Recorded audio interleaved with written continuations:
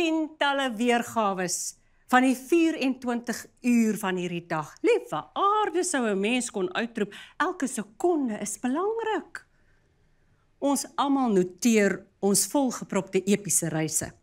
En toe eet ek ontbyt, en toe maak ek reg vir werk, en toe gaan stap ek of slenter rond, en neem 'n selfie. Hou myself besig met onbenullighede, maar dink aan die lewe en aan almal wat al dood is. Sien vreemde dinge op my wandeltog, pesel aan beelde, 10 van die en 10 van daai, en dan sommer 40 van die ander.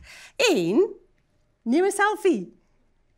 Stop en eet eers ietsie of maak praatjies oor dit en dat en dink aan ou en nuwe liefdes, droom dagdrome en wonder wat alles ek nog kan uitblaker.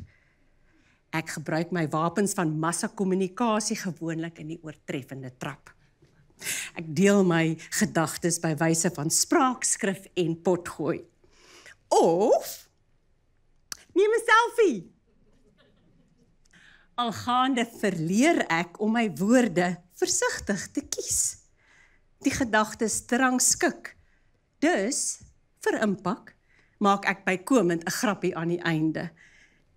En wens, ek het iemand gehad om ontbyt voor te maak.